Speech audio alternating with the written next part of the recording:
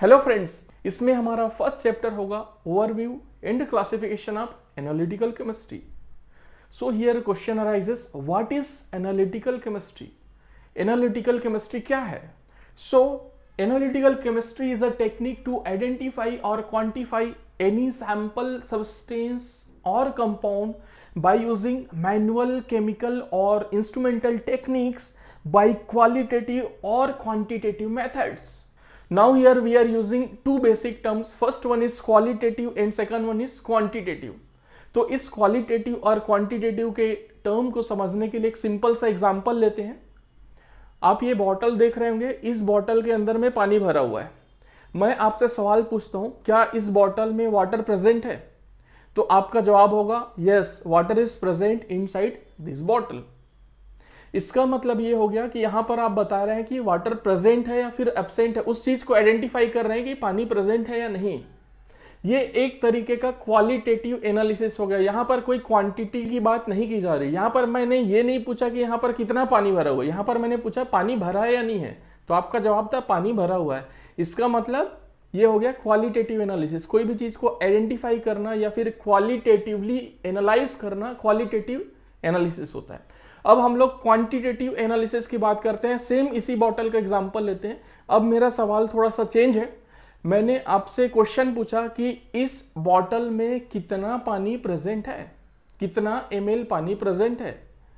तो उसके लिए आपको क्या करना होगा? उसके लिए आपको क्वांटिटेटिव एनालिसिस करना होगा। एक मेजरिंग सिलेंडर लेंगे, उस मेजरिंग सिलेंडर में इस पानी को ट्रांसफर करेंगे और ट्रांसफर करने के बाद जो भी रीडिंग आएगा वो आप बताएंगे। फॉर एग्जांपल आता है आपका 500 ml, तो आपका जवाब होगा yes, 500 ml of water is present inside this bottle.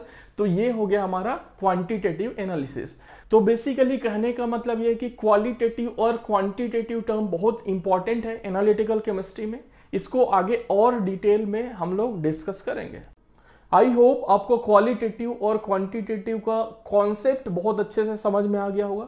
इसी को आगे बढ़ाते हुए ये क्वालिटेटिव और क्वांटिटेटिव एनालिसिस एनालिटिकल केमिस्ट्री में कैसे अप्लाई होता है, कुछ इलस्ट्रेशन लेंगे और उस इलस्ट्रेशन से हम इसको समझने का प्रयास करते हैं। तो यहाँ पर हमने 3 स्ट्रक्चर लिया है फॉर इलस्ट्रेशन। फॉर एग्जाम्पल बीच वाले स्ट्रक्चर को हम लोग ट्राई करते हैं आइडेंटिफाई करने का। इसको हम लोग देखते हैं प्रॉपरली, तो इसमें 6 कार्बन एटम है, means 6 carbon atoms are present, 11 hydrogen atoms are present and 1 this green colour compound में भी हेलोजन। फॉर एग्जाम्पल ये हमारा क्लोरीन है, तो जहां पर 1 क्लोरीन, 11 हाइड्रोजन और 6 कार्बन एटम प्रेजेंट होगा, वो कंपाउंड कौन सा होगा?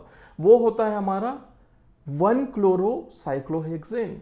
तो इसका आइडेंटिफिकेशन हो गया 1 क्लोरोसाइक्लोहेक्सेन। तो इस स्ट्रक्चर में, इन तीनों स्ट्रक्चर में आपको क्वेश्चन पूछा जाता है कि क्या इसमें 1 क्लोरोसाइक्लोहेक्सेन प्रेजेंट है, तो your answer will be yes, 1 chlorocyclohexane is present. ये हो गया हमारा क्वालिटेटिव एनालिसिस। मीन्स कोई भी चीज को आइडेंटिफाई करना, वो प्रेजेंट है या फिर एब्सेंट है, उसको बताना, that is known as qualitative analysis. यहाँ पर केवल क्वालिटी देखी जाती है, यहाँ पर कोई क्वांटिटी का मेजरमेंट नहीं होता है। अब हम लोग क्वांटिटेटिव एनालिसिस का भी डिटेल्स देखते हैं। फॉर एग्जांपल हमारे पास एक ये वेइंग बैलेंस है। यहाँ पर वेइंग बैलेंस को जब हम लोग टेयर करेंगे तो स्टार्टिंग में इसका वैल्यू होगा 0.000 ग्राम। फॉर एग्जांपल ये ग्राम में है। अब नेक्स्ट स्टेप में इसमें देखते हैं, एनालिस्ट कोई भी देखेगा तो क्या होगा, जब टेयर करने के बाद इसका 0.000 हो गया। अब नेक्स्ट स्टेप में जब हमने इसमें कुछ मटेरियल डाल दिया, कुछ सब्सटेंस डाल दिया, फिर कोई सैंपल डाल दिया, तो ये वेइंग बैलेंस है, उसका कुछ वेट जो भी होगा सब्सटेंस का, उसका वेट मेजर करके देगा। फॉर एग्जांपल ये यहाँ पर मेजर कर दिया वेट इसने, इसको हमने ठीक से ऑब्जर्व किया। ऑब्जर्व करने के बाद फिर ये हमने देख लिया कि ये 1.123 ग्राम था। तो यहाँ पर इस सब्सटेंस का वेट हमने मेजर किया, दैट इज क्वांटिटेटिव एनालिसिस। यहाँ पर इसका हमने क्वांटिटी डिटरमाइन कर दिया है। यहाँ पर ये नहीं देखा है कि यहाँ पर सब्सटेंस प्रेजेंट है या नहीं है। सब्सटेंस प्रेजेंट है, हमें पता है प्रेजेंट है, तो कितना प्रेजेंट है उसको डिटरमाइन करना है, that is known as quantitative analysis.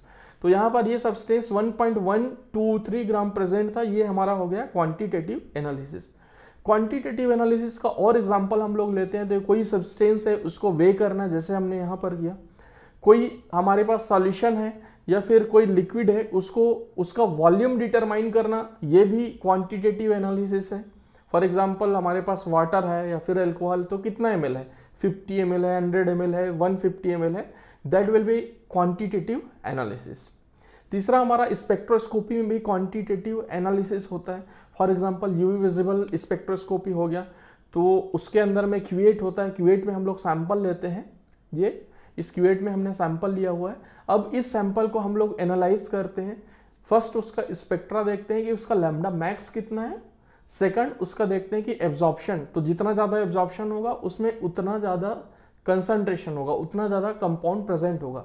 तो that absorption is dependent on quantitative analysis. इसका यूवी विजिबल स्पेक्ट्रोस्कोपी का स्पेक्ट्रम लेकर के बहुत अच्छे से डिटेल में डिस्कस करेंगे क्वालिटेटिव और क्वांटिटेटिव का। तो आई गेस आपको क्वालिटेटिव और क्वांटिटेटिव का कॉन्सेप्ट समझ में आ गया होगा।